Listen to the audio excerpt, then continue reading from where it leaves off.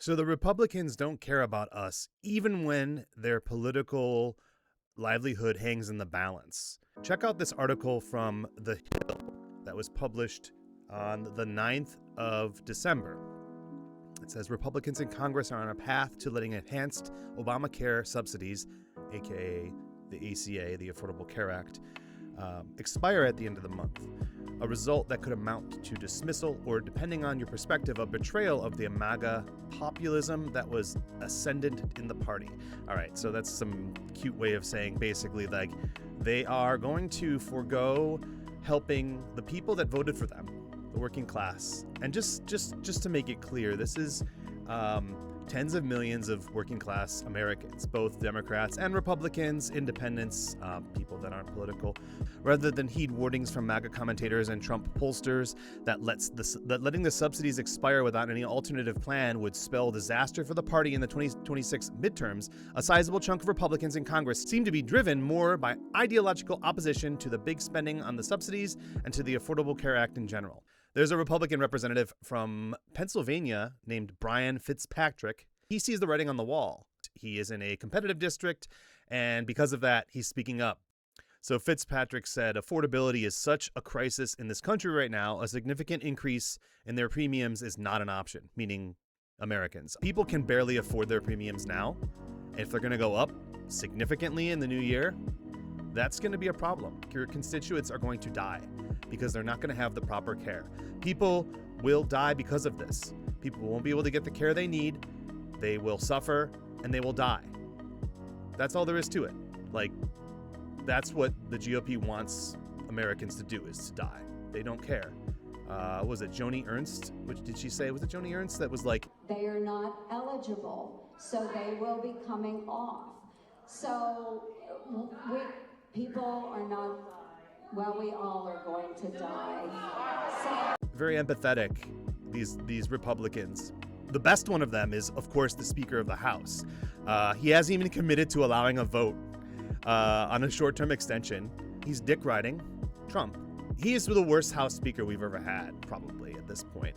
He's going to go down in history as just like a miserable piece of crap. Like, no one knew who he was before he became the Speaker, and after he's the Speaker, people are going to hate him. On the right or the left, whatever, they're just not going to like it. They haven't done any legislation. Like, what legislation have they done? They've just been sitting there doing nothing. The GOP's in control of both houses of Congress, and they don't do shit. And Johnson is one of the reasons why that's the case. These people know, some of these people know the writing. They see the writing on the wall, yet a majority of them are just like, hey, we're going to let people die. We're going to let Americans die. Our constituents, we're going to let them die. I saw this press release after I started making this video with all these people signed on to it. And they sent a letter to the leadership, Thune, Schumer in the Senate, and Johnson and Jeffries in the House. This seems like it would maybe fall on deaf ears because the GOP leadership just doesn't care. And they're not going to listen. You know, then at the same time, you have Trump saying the economy is great. Affordability is a hoax that was started by Democrats. A hoax. The prices that are crazy right now. The guy is gaslighting you. The guy in the White House is gaslighting you, saying it's a hoax. Dude, are you serious? The Democrats have been warning about this and trying to get the extensions passed on the ACA credits since the Big Beautiful Bill, which is a terrible name for a terrible bill. It does everything for the billionaires and nothing for the American people. While the Democrats aren't perfect, the GOP is just, they are working for the billionaires.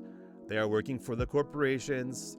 They are bootlicking Trump. The goal for them is to make us fight amongst ourselves while the rich get richer and they push everyone else down.